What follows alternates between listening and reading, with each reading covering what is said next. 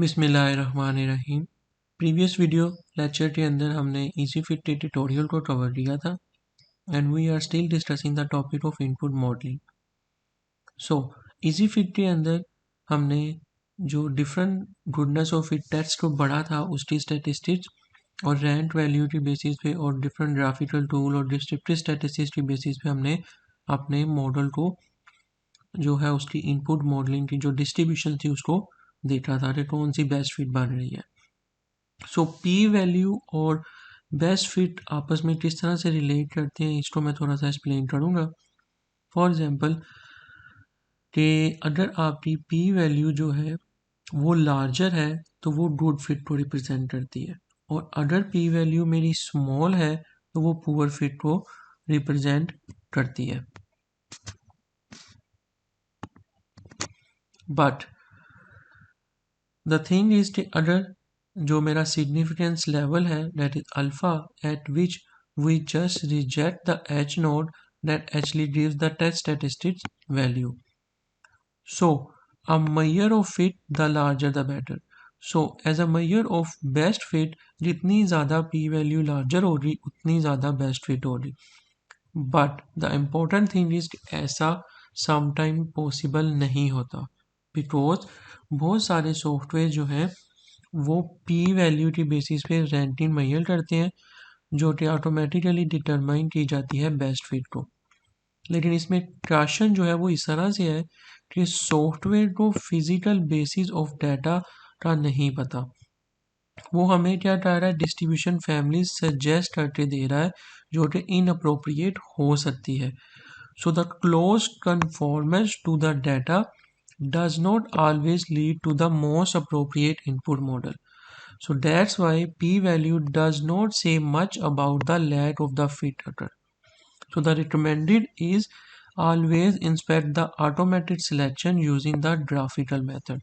So the moral of the story is कि आप जब भी इनपुट मॉडलिंग के लिए स्टेप्स परफॉर्म करेंगे तो आपने सिर्फ पी वैल्यू की बेसिस पे देखते हुए बेस्ट फिट को सिलेक्ट नहीं कर लेना। आपको अपने प्रोसेसेस का आइडिया है, जिसका आपने डाटा कलेक्ट किया है, आपने फिजिकल जो बेसिस है आपके डाटा की वो आपको अच्छी तरह से पता है, जो कि सॉफ्टवेयर को डेफिनेटली नहीं पता। वो तो एक एल्गोरिदम की बेसिस पे आपको वैल्यूज कैलकुलेट करके बता रहा है। सो आपने ग्राफिकल मेथड्स और जो जितने हमने जो स्टेप्स पढ़े थे प्रीवियसली उन सबको माइंड में रखते हुए अपने डाटा को उसकी जो बेस्ट फिट है वो आपने सिलेक्ट करनी है। और इन केस अगर आप कंफ्यूज हैं बिटवीन 2 to 3 डिस्ट्रीब्यूशन, देन आप उन 3 डिस्ट्रीब्यूशन के साथ वन बाय वन अपने मॉडल को रन करके देखें कि कौन सी डिस्ट्रीब्यूशन जो है आपको बेस्ट रिजल्ट्स जो है आउटपुट के रिजल्ट्स जो है वो प्रोवाइड कर रही है। So it's all about the P value and the best fits.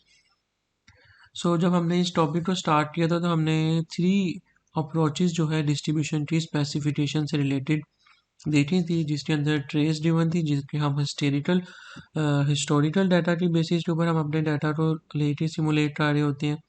और देन हमने थ्योरेटिकल डिस्ट्रीब्यूशंस के बारे में पढ़ा और उनकी डिफरेंट जो testing, point estimation, parameter estimation और उसके साथ साथ जो ग्राफिकल टूल्स और डिस्क्रिप्टिव स्ट्रेटजी वो सब चीज़ें और हम किस तरह से फाइंड आउट करते हैं वो सब चीज़ें डिटेल में हमने थ्योरेटिकल डिस्ट्रीब्यूशंस के अंदर पढ़ ली थी।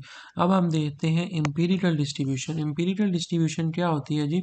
एम्पिरिकल डिस्ट्रीब्यूशन ऐसी डिस्ट्रीब्यूशन है जिसकी आपकी डिस्क्रीट भी हो सकती है और कंटिन्यूस भी हो सकती है in the form of distribution, और जो इसके पैरामीटर्स हैं वो ऑब्जर्व वैल्यूज़ होती हैं आपके सैम्पल डाटा की। तो जो आप सैम्पल डाटा कलेक्ट करते हैं उसी की बेसिस पे हम इसके पैरामीटर्स जो है वो फाइंड आउट करते हैं। लेट्स से कि अगर मेरे पास x1 to xn ऑब्जर्वेशन है और इसकी हाइपोथेसाइज फिट डिस्ट्रीब्यूशन f जो है डाटा की हम डायरेक्टली कहाँ से बना रहे हैं, using the empirical CDF function f cap of n। तो यहाँ पे मेरे पास एम्पिरिकल CDF फंक्शन की like empirical cumulative distribution function f cap of n की जो फिट है उसको यहाँ पे शो किया गया है, जिसको हम कैसे कैलकुलेट कर रहे थे हमने प्रीवियस वीडियोस के अंदर देखा था।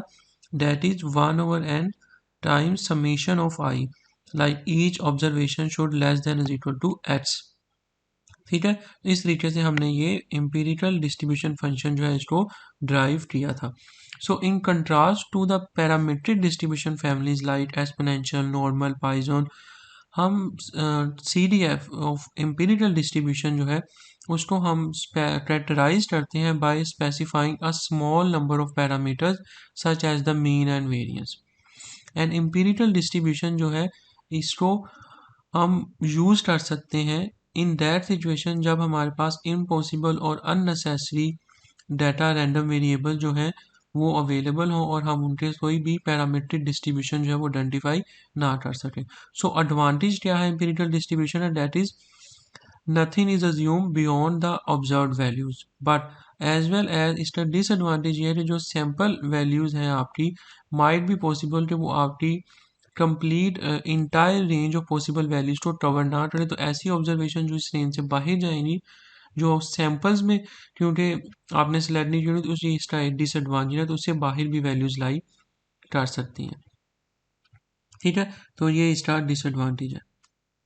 तो यहाँ पे मेरे पास एक एग्जांपल है एम्पिरिकल सीडीएफ डिस्ट्रीब्यूशन की, जो कि डिस्क्रीट हमने यहाँ पे एग्जांपल कवर की है, जिसमें से कस्टमर जो है एक लोटल रेस्टोरेंट के ऊपर अराइव कर रहे हैं फॉर लंच 1 to 8 पीपल। ये अराइवल्स पर पार्टी जो है 1 to 8 पीपल इस कॉलम में शो की गई है और टोटल नंबर ऑफ जो कस्टमर्स अराइव हुए हैं वो हमारे पास 300 है और इनका रिजल्ट जो है रिलेटिव फ्रीक्वेंसी जो है वो हमारे पास इस थर्ड कॉलम में इंडिकेटर लाइक 330 डिवाइडेड बाई 300, तो ये मेरे पास 10 आ जाएगा, माइन 0.1%, लाइक 10% और 0.10, तो ये रिलेटिव फ्रीक्वेंसी। इसी तरह से आप इस वैल्यू को इससे डिवाइड करेंगे, इस वैल्यू को इससे डिवाइड कर देंगे, आपके पास रिलेटिव फ्रीक्वेंसी आ जाएगी।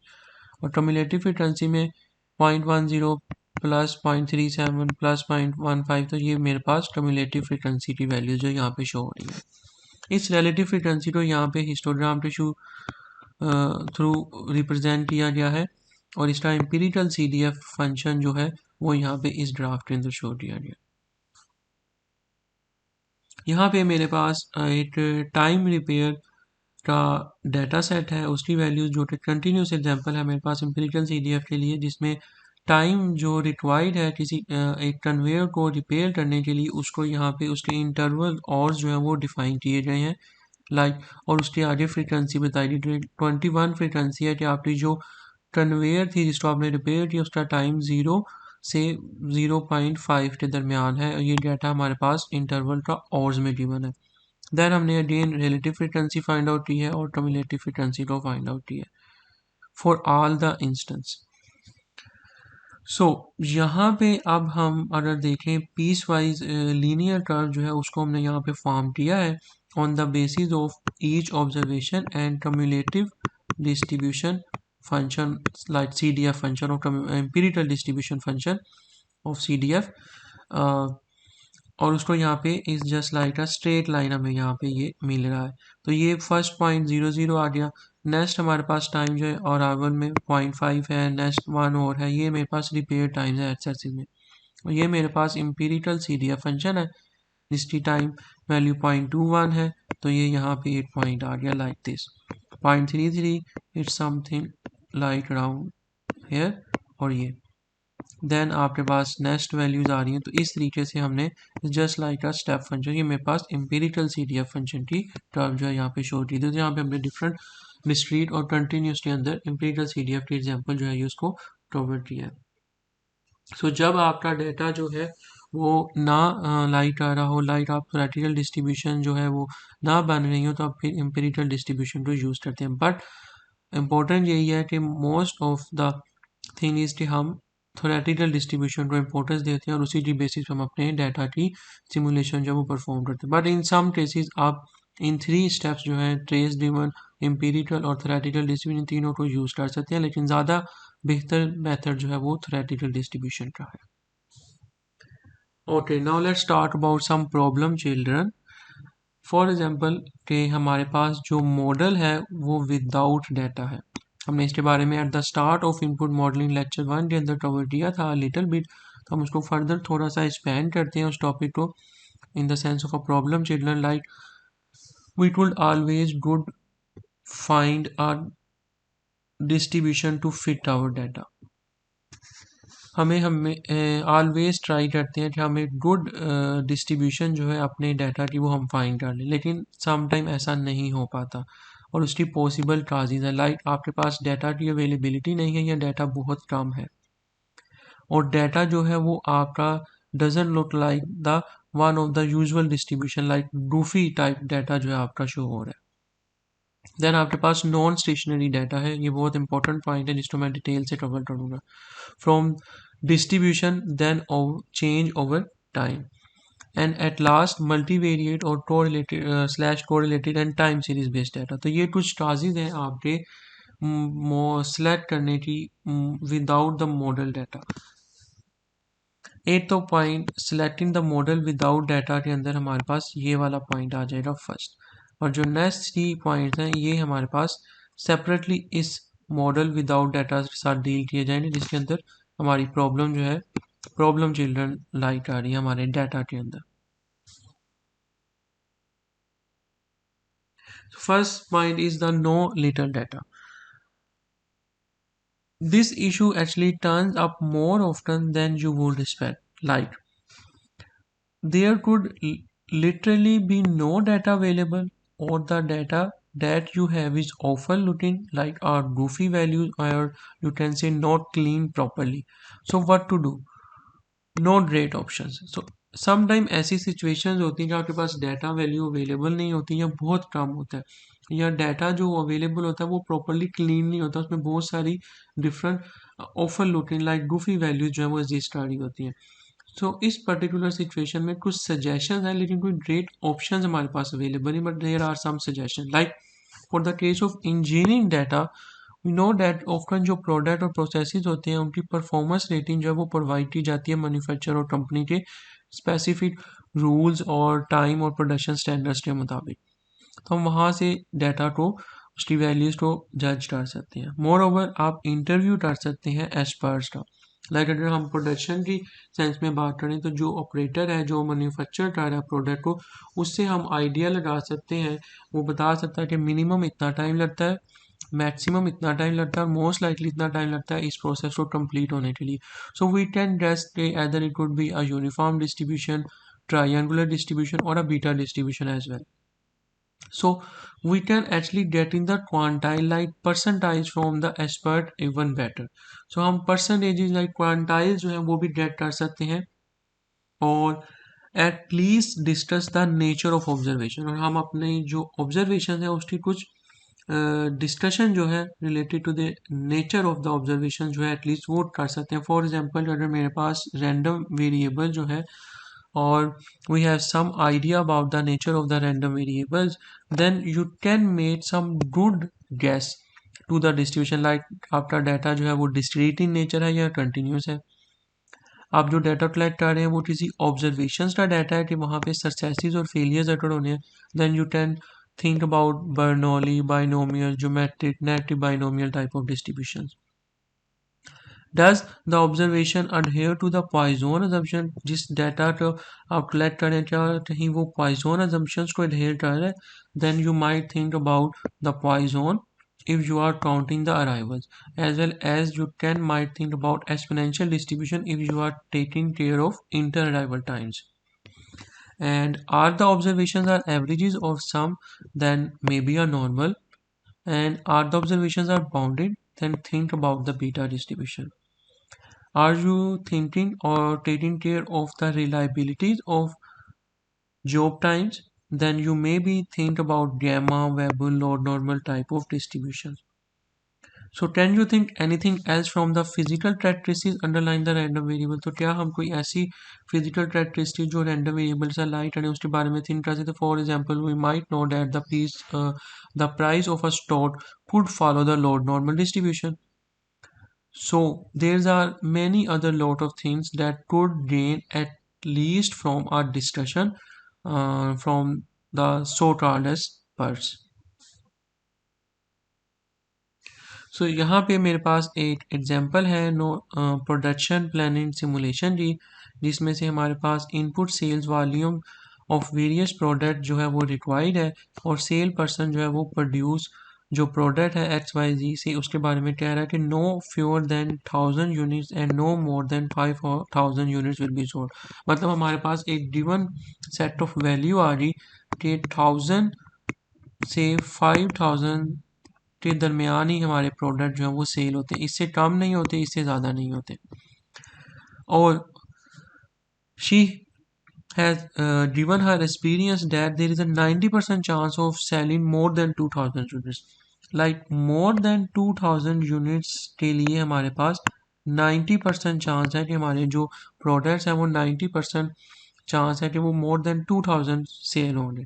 मीन 10% चांस है कि हमारा जो यूनिट्स हैं वो 1000 से 2000 के दरमियान सेल होंगे। यहाँ पे मेरे पास कॉलम में कम्युलेटिव फ्रीक्वेंसी की वैल्यू दी हुई है। लेट्स से कि हम रिलेटिव फ्रीक्वेंसी लें तो ये 10% है, और ये टोटल जो मेरे पास रेंज है 2000 more than 2000 to 5000 is actually the 90%. And she also knows that there is a 25% chance of selling more than 2500 units. So 25 times chance है कि जो आपके प्रोडक्ट्स हैं वो इस रेंज में, इस इंटरवल में लाई करेंगे, जिसकी वैल्यू हमें 25% गिवन है। 1% चांस है कि मोर देन 45 यूनिट्स जो है वो सेल होंगे। तो ये मोर देन 1% है, तो यहाँ पे ये मेरे पास 1% आ गया। अब टोटल वैल्यू जो है मेरे पास रेंज में 90% है। सो 90 में से जब हमने 25 हमें यहाँ पे चांस गिवन था, 25 माइनस किया तो मेरे पास आंसर आएगा 65%। और 65 में से जब आपने 1% जो चांस यहाँ पे माइनस किया तो यहाँ पे आंसर होगा 24।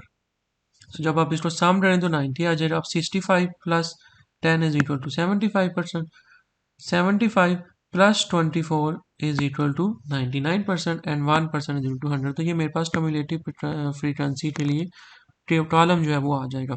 सो we can translate these information into the cumulative frequency probability of being less than or equal to those goals for a simulation input। तो हम इस टेबल को यूज करते हुए हम सिमुलेशन के लिए इनपुट जो है वो प्रोवाइड कर सकते हैं कि हम अपने प्रोडक्शन प्लानिंग की सिमुलेशन जो वो कर सकें on the basis of some experienced value like percentage value. लेकिन यहाँ पे अब हमारे पास एक रेप्लिकेशन है, तो हमने मल्टीपल टाइम इस सिमुलेशन को रन करना है सो डैट कि हम एवरेज आउट कर सकें और एरर के चांसेस जो है वो कम कर सकें। ओके, तो सेकंड पॉइंट था नॉन स्टैंडर्ड और ग्रूफी mixture type distribution. For example कि यहाँ पे हम किसी एक दो डिस्ट्रीब्यूशंस को फोर्सफुली एक डिस्ट्रीब्यूशन के साथ ज्वाइन कर रहे हैं। जैसे यहाँ पे क्लियरली शो रहा है ये सब बाई मॉडल डिस्ट्रीब्यूशन, बट यहाँ पे सॉफ्टवेयर क्या कर रहा है कि वो इसको एक ही डिस्ट्रीब्यूशन बना के दे रहा है, that is a normal distribution. So some most of the software package जो है वो पिक नहीं कर पाते फिट को प्रॉपरली, और वो एक ही फिट आपको लाइक नॉर्मल डिस्ट्रीब्यूशन यहाँ पे दे रहा है, और यहाँ पे क्लियरली शो है रीजनेबली कि यहाँ पे बाई मॉडल डिस्ट्रीब्यूशन जो वो बन रही है। सो इस तरह से भी आपका लाइक अगर non standard type of data है या गूफी मिक्सचर टाइप डाटा तो इसको देखना। Like you can generalize, let's say कि अगर एक टीचर ने एग्जाम लिया है उसमें से कुछ स्टूडेंट्स ऐसे हैं जिनका एग्जाम बहुत अच्छा हुआ है और कुछ स्टूडेंट्स ऐसे हैं जो राइट साइड पे लाइक करें जिनका एग्जाम बहुत अच्छा नहीं हुआ। सो यहाँ पे लाइक बाई मॉडल डिस्ट्रीब्यूशन जो है वो बन रही है। ओके, तो थर्ड पॉइंट था हमारे पास नॉन स्टेशनरी डाटा, बहुत इंपॉर्टेंट पॉइंट है। लाइक अराइवल रेट्स जो है वो नॉर्मली चेंज होते रहते हैं over the time period. For example you can think about the restaurant, traffic on the highways, call centers activity and seasonal demands of a product. So you might think about these situation जहाँ पे आपके पास arrival rates हैं वो change होते रहते हैं over the time. सो जब आप अगर इस वेरिएबिलिटी को अकाउंट नहीं करेंगे so you are actually doing just ditto, like garbage in garbage out. आपका स्ट्रक्चर ऑफ मॉडल जो है वो करेक्ट है, लेकिन outputs only as good, output तभी गुड होगी जब वैलिडिटी ऑफ इनपुट जो है वो इम्पोर्टेंट है, वो गुड होगी। तो अगर आपने इस वेरिएबिलिटी को लेट्स से इग्नोर कर दिया तो आपका इनपुट जब सही नहीं है, लाइक गार्बेज है इनपुट, तो आउटपुट में भी आपको गार्बेज ही मिलेगा। तो इस चीज़ का आपने खास ख्याल रखना है।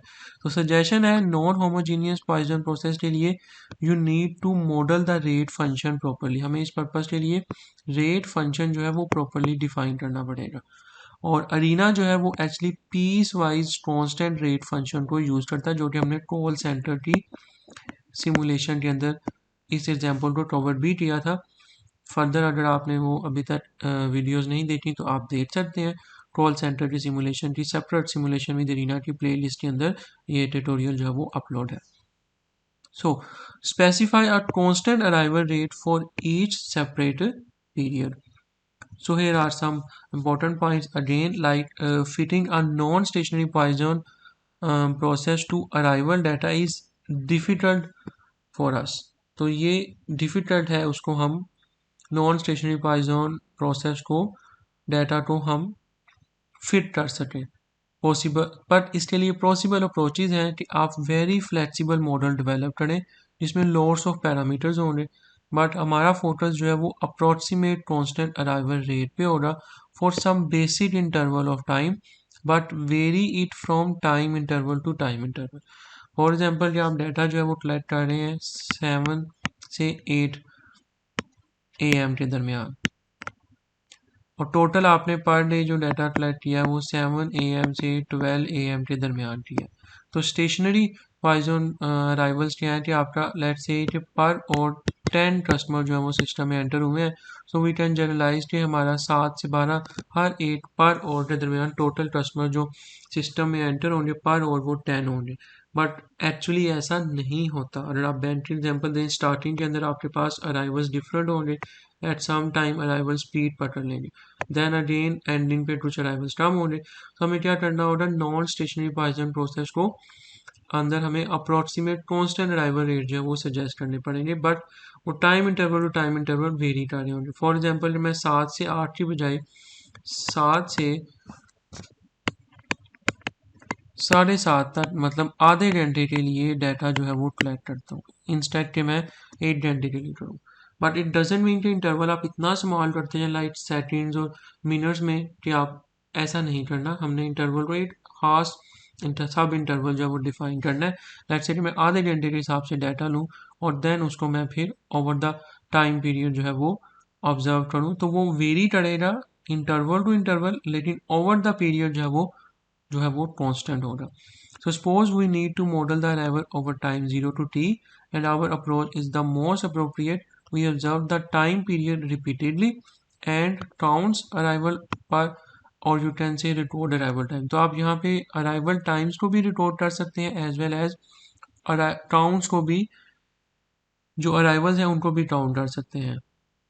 सो सेकंड मेथड जो है वो हम इसको कंसीडर कर रहे हैं यहाँ पे, और अगेन हम अराइवल रेट जो है वो कांस्टेंट करेंगे for over the some interval of time such as 8 hours या पर डे या per month.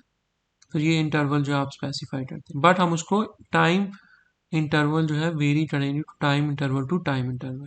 But problem is that the time interval की आपने जो बेसिस चूज करनी है और उसको मुताबिक जो फिर आपने अराइवल रेट एस्टिमेट करना है with in the each interval, ये थोड़ी एक डिफिकल्ट चीज़ है कि आपने जो टाइम इंटरवल चूज करना है, time basis of the time interval choose करनी है, वो आपके लिए एक बिग चैलेंज होगा। सो हम क्या कर सकते हैं जी, हम एस्टिमेट अराइवल रेट जो है during the ith time period जो है वो लेते हैं, जिसमें से लैम्डा टैब जो है हमारा अराइवल रेट को रिप्रेजेंट कर रहा है, n is the number of observation for that period, d t is the time interval length जो आपने डिफाइन किया है, and c i j is the number of arrivals during the ith time interval on the jth observation period. तो हम यहाँ पे एक example करते हैं जिसमें से हमने 10 बिजनेस डेज को डिवाइड किया है, लाइक 8 AM टू 6 PM को इक्वल इंटरवल में, लेट्स से 20, और वूज लेंथ जो है हमने हाफ डिफाइन की, मतलब हर हाफ आधे घंटे के लिए हमने रीजन्स जो है वो ली है on each day of Monday. मतलब let's say first week of Monday, second week of Monday, third week of Monday, हमने मंडे के अंदर इस टाइम पीरियड के दौरान डाटा जो है वो कलेक्ट किया और उसकी ऑब्जर्वेशन हमारे पास ये है, that is actually CIJ। This is the observation 1 of day 1, observation 1 of day 2, observation 1 of day 3 and so on. So हम यहाँ पे क्या किया कि हमने एक्चुअल अराइवल टाइम जो है उसको, मतलब यहाँ पे जो अराइवल रेट है हमने उसको काउंट किया है और यहाँ पे पेस्ट कर दिया है 12, 14, 10। हम यहाँ पे अगर पॉसिबल हो कि अराइवल टाइम्स अवेलेबल हो रादर देन द काउंट्स, तो आप क्या करें, आप अराइवल टाइम्स को काउंट करें अगर आपके पास पॉसिबिलिटी है। इससे क्या होगा कि जो एक्चुअल अराइवल टाइम्स होंगे उसको आप ग्रुप कर सकते हैं इनटू एनी इंटरवल लेंथ जो आपको डिज़ायर है। बट इस पर्टिकुलर एग्जांपल के अंदर हमने जो अराइवल काउंट्स है उसको कंसिडर किया है rather than the arrival times. तो यहाँ पे इस कॉलम में हर एक डे के हिसाब से जो अराइवल काउंट्स हैं वो यहाँ पे लिस्टेड है, और जहाँ पे लास्ट कॉलम में एस्टिमेटेड अराइवल रेट जब वो हमने फाइंड आउट किया। इसको कैसे फाइंड किया हमने, 23 प्लस 26 प्लस 32, और इसको हमने डिवाइड कर दिया। एन जो है वो थ्री रीडिंग्स हैं 3 डेज की, और इंटरवल जो है हमारा हाफ था 1/2, तो ये 54 अराइवल्स पर आवर हो रहे। और अगर आपकी वैल्यू जैसे यहाँ पे 8:30 to 9 और 9 to 9:30 दरमियान ऑलमोस्ट इक्वल है, बराबर है, करीब है, तो फिर आप उन इंटरवल्स को कंबाइन कर देते हैं उन अराइवल रेट्स को, because they rates are so similar. And then आप क्या करते हैं, गुडनेस ऑफ फिट टेस्ट जो है जो हमने प्रीवियस सेशन के अंदर डिस्क्राइब किया था उसको यूज़ करते हैं, आप उसको अप्लाई करते हैं अपने डाटा के ऊपर, और ईच टाइम इंटरवल की इंडिविजुअली जो है आप पॉइजन अप्रोक्सीमेशन जो है वो चेक करते हैं। ओके, तो नेक्स्ट है हमारे पास मल्टीवेरिएट, कोरिलेटेड और time series data. Some time ऐसा होता है कि जो आपने इनपुट मॉडल से डाटा कलेक्ट किया होता है वो आपका जो है वो, उसमें हम क्या कर रहे होते हैं, जो हमने प्रीवियस इनपुट मॉडलिंग पढ़ी थी उसके अंदर हम डाटा कलेक्ट करके मॉडलिंग जो है उसकी डिस्ट्रीब्यूशन फाइंड आउट कर रहे थे। बट समटाइम ऐसा होता है कि हमारा टाइम फैक्टर जो है या वेरिएबल जो हम कलेक्ट कर रहे होते हैं वो डिपेंड कर रहे होते हैं, या टाइम जो उसमें इन्वॉल्व होता है।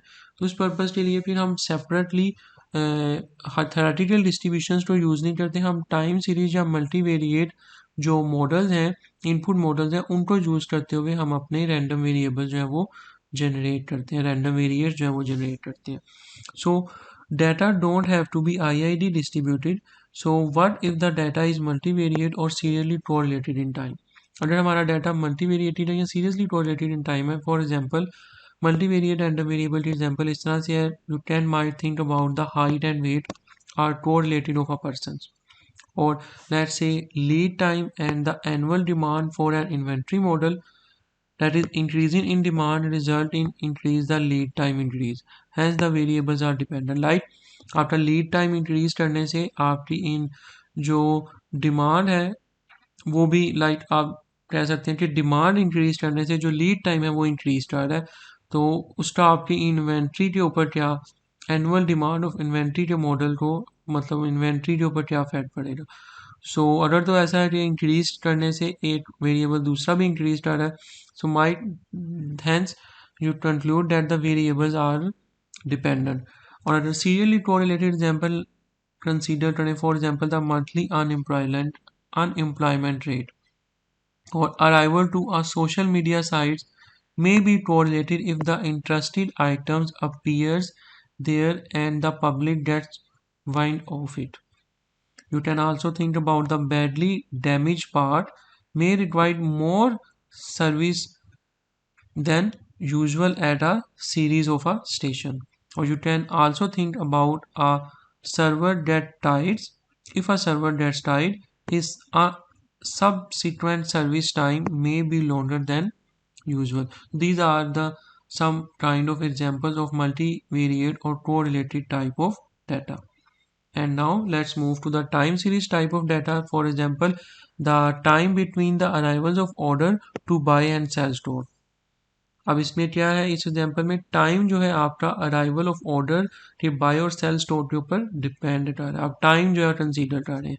For buy and sell order tends to arrive in burst, so hence time between arrivals are dependent. So अगर इस तरह की सिचुएशन है आपके पास मल्टीवेरिएट या टाइम सीरीज बेस्ड डाटा है, तो फिर आप थ्योरेटिकल डिस्ट्रीब्यूशन जो हमने पढ़ी थी उन मॉडल्स को यूज़ नहीं कर सकते, आप फिर मल्टीवेरिएट या टाइम सीरीज मॉडल को यूज़ करते हुए मॉडल को इनपुट जो है वो प्रोवाइड करते हैं। So what do you need to do, तो अब हमें क्या करना पड़ेगा? फर्स्ट ऑफ ऑल तो आपको आइडेंटिफाई करना पड़ेगा मल्टीवेरिएट सी और सीरियली को रिलेशन सिचुएशन और टाइम सीरीज डाटा, तो जो है आपने आइडेंटिफाई करना है। देन आप प्रपोज करेंगे appropriate models, for example multivariate normal for heights and weights, and for time series model for serially correlated observations, for example autoregressive one model, autoregressive moving average model, exponential autoregressive one model, or autoregressive to Poisson model. So these are the some examples of time series kind of models. So then estimate the relevant parameters for multivariate normal models. You have to calculate or found the marginal find the marginal means and the variance plus the covariance, as well as for time series. For simple model like autoregressive one, estimate the coefficient of phi, that's very easy to compute. And for coefficient for more complicated model, we need to actually estimate using the variable software package like Bose-Jensen technology. And then finally you have to validate to see if your estimated model is actually any good or not. And there are some alternative method like can bootstrap the sample from an empirical distribution if you have enough data. So जब आप multivariate और time series based model की बात कर रहे होते हैं तो उसमें बहुत इंपॉर्टेंट कॉन्सेप्ट जो है आपका कोवेरिएंस और कोरिलेशन का जो आता है.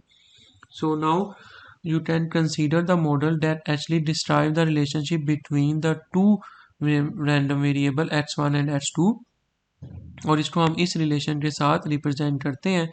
And e is basically the random variable with mean of 0 and it's independent of x2.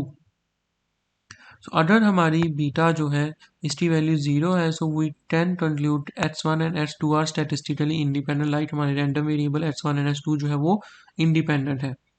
अगर हमारी वैल्यू ग्रेटर देन 0 आती है तो हम ये कहेंगे कि जो रैंडम वेरिएबल्स हैं वो अबव और बिलो देयर मीन्स है. और अगर इसकी वैल्यू लेस देन 0 आती है देन वी कैन से कि ये जो है वो नेगेटिवली कोरिलेटेड है, यहाँ पे पॉजिटिव कोरिलेटेड है और यहाँ पे नो कोरिलेशन जो है या कोवेरिएंस जो है वो एग्जिस्ट कर रही है. So covariance between the x1 and x2 random variable is computed using this equation where covariance is equal to 0 then beta is equal to 0. Like हम अपने इस जो मॉडल हमने रिलेशनशिप डेवलप की है हम इसके साथ इसको लिंक कर सकते हैं same as the beta value. अगर कोवेरिएंस 0 है और इट मीन्स कि जो आपकी रैंडम वेरिएबल्स हैं वो स्टैटिस्टिकली इंडिपेंडेंट है, एज जैसा हमने यहाँ पे बीटा के बारे में एक्सप्लेन किया था. हम इसको जनरलाइज कर दें. सेम अगर इसकी वैल्यू लेस देन 0 है तो बीटा भी it means less than 0, like वो नेगेटिवली कोरिलेटेड है कोवेरिएंस है, और ग्रेटर देन 0 है तो वो पॉजिटिव कोवेरिएंस है.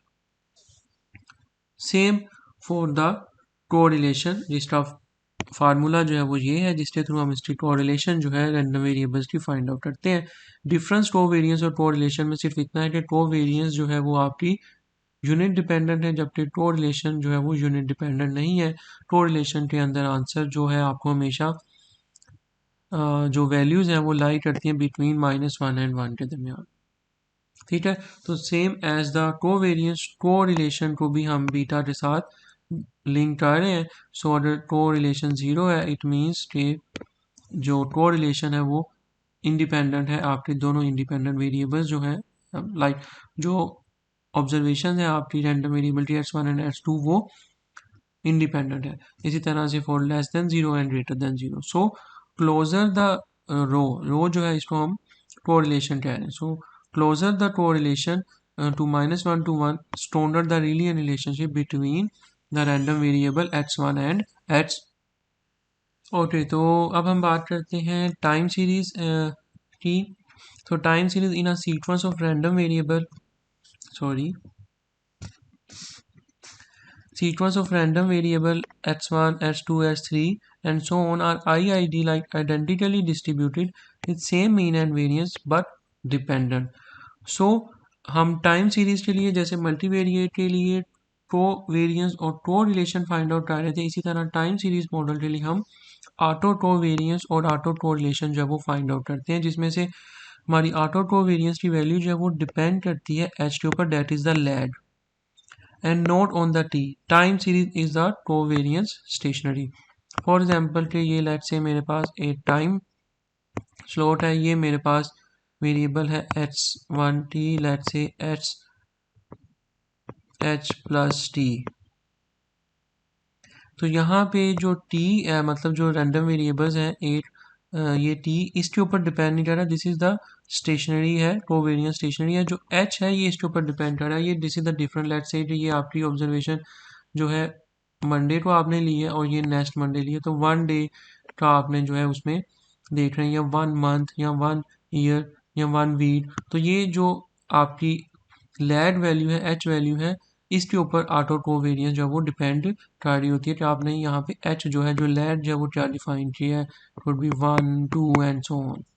सो मल्टीवेरिएट इनपुट मॉडल के अंदर लेट्स से कि हमारे पास दो रैंडम वेरिएबल्स हैं x1 एंड x2 जो कि नॉर्मली डिस्ट्रीब्यूटेड है और डिपेंडेंट है बिटवीन देम. और हम इसको मॉडल कर सकते हैं using the bivariate normal distribution model with parameters of mu1 mu2 sigma 1 stair sigma 2 stair and correlation of rho. So हम इन पैरामीटर्स को एस्टिमेट करेंगे यूजिंग द पैरामीटर एस्टिमेशन तकनीक जो कि हमने प्रीवियस डिटेल वीडियो लेक्चर्स के अंदर कवर कर ली है.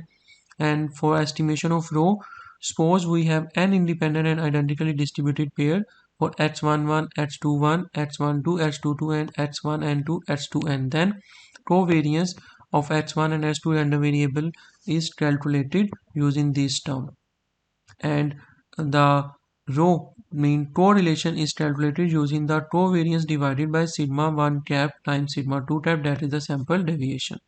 So इस फार्मूले की मदद से हम मल्टी वेरिएट इनपुट मॉडल जो है वो जनरेट कर सकते हैं, उसको फाइंड आउट कर सकते हैं बाई वेरिएट नॉर्मल डिस्ट्रीब्यूशन. तो यहाँ पे एक एग्जांपल करते हैं जिसमें h1 जो है वो रिप्रेजेंट कर रहा है लीड टाइम को और h2 जो है वो एनुअल डिमांड को रिप्रेजेंट कर रहा है फॉर द इंडस्ट्रियल बोर्ड, और उसकी डाटा वैल्यूज जो है 10 डाटा वैल्यूज जो है हमारे पास यहाँ पे गिवन है. तो सबसे पहले हमने क्या किया, xij माइनस सबसे पहले हमने ये हम इसको हम इस टर्म में लिख सकते हैं. So S I J time S two J जो है वो हमने यहाँ पे कैलकुलेट किया है. कैसे किया है, सिंपल, आप इस एस आई जे को मल्टीप्लाई करेंगे इससे, देन इसको इससे मल्टीप्लाई करते जाएंगे और देन आप इनका सम कर लेंगे, तो ये आपके पास आंसर आ जाएगा. देन इस लीड हमारे पास जो लीड टाइम है और डिमांड है इसकी हमने मीन वैल्यू और जो स्टैंडर्ड डेविएशन है वो कैलकुलेट कर ली है, और हमें अब n h1 बार h2 बार रिक्वायर्ड है, और h1 bar is the mean value of lead time, h2 bar is the mean value of demand. तो यहाँ पे हमने n h1 बार h2 बार जो है वो कैलकुलेट कर लिया, सिंपल इन वैल्यूज़ को मल्टीप्लाई कर दिया 10 के साथ. टोटल नंबर ऑफ ऑब्जर्वेशन जो है 10 हमारे पास, n जो है वो 10 है. तो कोवेरिएंस जो है वो हमारे पास आ जाएगी 8.66. कैसे आएगी, ये कोवेरिएंस का फार्मूला है हमारे पास. इस वैल्यू को जो हमने कैलकुलेट की है यहाँ पे, let's say this is the 1 and this is the 2 और ये मेरे पास 2 है, तो 1 minus 2 divided by n minus 1, तो ये मेरे पास कोवेरिएंस आ गई. और सिग्मा 1 और सिग्मा 2 हमें यहाँ पे गिवन है, बट हमने इस लीड टाइम और डिमांड से कैलकुलेट किए हैं स्टैंडर्ड डेविएशन, और यहाँ से मेरे पास कोरिलेशन की वैल्यू आ जाएगी 0.8517. So clearly the lead time and demand are strongly dependent before we accept this model. However, lead time and demand should be checked individually to see whether they are represented well by the normal distribution, or in particular demand is a discrete value quantity, so the continuous normal distribution is at best an approximation. सो यहाँ पे मेरे पास again algorithm है to generate the bivariate normal random variable आपने generate करने हैं, तो आप इस एल्गोरिदम को यूज़ कर सकते हैं. Let's say you have to generate the z1 and z2 independent standard normal random variable then set x1 is equal to this term and set x2 is equal to this term. Obviously bivariate normal distribution will not be the appropriate for all multivariate input modeling problem. So it can be generalized to the k-variate normal distribution to model the dependence among more than two random variables. But in many instances, normal distribution is not appropriate in any form. In that way, आप other method जो है उसको use करते हुए multivariate के लिए input model जो है वो डेवलप करते हैं, जो कि हम बहरहाल इस लेक्चर के स्कोप में उसको कवर नहीं कर रहे. हम यहाँ पे सिर्फ 8 type of bivariate normal distribution का जो मॉडल है उसको कवर कर रहे हैं. ओके, अब हम बात करते हैं टाइम सीरीज इनपुट मॉडल की. लेट्स से कि हमारे पास जो ऑब्जर्वेशन है S1 S2 S3 the sequence of identically distributed but dependent and covariant stationary mean. It is actually depend upon the t, not the it is actually depend upon the h value, not the t value, जैसा मैंने पहले previous slide पे explain किया. Then they can be represent the process as follow: autoregressive order 1 model or exponential autoregressive model 1, and there are many other models too, but in this lecture we are actually considering only these two time series input model, that is AR1 and EAR1. So autocorrelation will be decreased geometrically as the lag increases. तो जब हमारा lag increase करेगा तो autocorrelation जो है वो geometrically decrease करेगी. Hence the observation far apart in time are nearly independent. तो सबसे पहले हम AR1 time series input model को देखते हैं, और इस मॉडल के लिए जो हम टाइम सीरीज मॉडल है वो हमारे पास ये है. For t is equal to 2, 3 and so on. So where E2, E3 are the independent and identically normally distributed with mean and variance of sigma square, and phi value जो है वो greater than -1 and less than 1 होगी. और x1 जो है उसको हम appropriately choose करेंगे using x1 and x2 are normally distributed with mean mu and variance of sigma square over 1 minus phi square. And for autocorrelation rho h is equal to phi h, and h is actually lag 1 2. तो हम यहाँ पे 1 model देख रहे हैं AR1, तो यहाँ पे h जो है हमारे पास 1 कंसीडर होगा. सो इस पैरामीटर को एस्टिमेट करते हुए हम AR1 के टाइम सीरीज के मॉडल को फाइंड आउट कर सकते हैं. For estimation of parameter of phi that can be obtain from the fact that phi is equal to rho 1, क्योंकि यहाँ पे h जो है हमारे पास 1 है, हम AR1 की बात कर रहे हैं. तो 2 होगा तो 2 आ जाएगा, 3 है तो 3 आ जाएगा. Correlation of ht time st plus 1. The lag1 autocorrelation, so that to estimate the phi we first estimate the lag1 autocovariance, and autocovariance find out करने के लिए हमारे पास ये फार्मूला है जो हमने प्रीवियस एग्जांपल में भी इसकी बात की थी, कोवेरियंस थी. तो ये वहाँ पे मेरे पास कोवेरियंस थी, यहाँ पे ऑटो कोवेरियंस है, तो इसके लिए मेरे पास ये फार्मूला. इस टर्म को हमने बहरहाल कंप्यूट किया था, ये टर्म हमारी थोड़ी चेंज हो रही है. इस तरीके से हमारे पास कोवेरियंस आ जाएगी. इसको जब डिवाइड करेंगे सिग्मा कैप स्टेयर से तो ये फाई कैप की वैल्यू आ जाएगी, और सिग्मा कैप स्टेयर की वैल्यू आप इस एस्टिमेशन से निकालेंगे, और mu we know that is equal to the x bar. So where covariance is the lag 1 autocovariance. And here's the algorithm to generate the stationary AR1 time series data values for parameters phi, mu and sigma e square. First generate the x1 random variable for normal distribution whose mean and variance this. Then generate the ET for again normal distribution with mean and variance. Then set ht is equal to this term and set t is equal to t plus 1, and go to step 2 to generate the second value.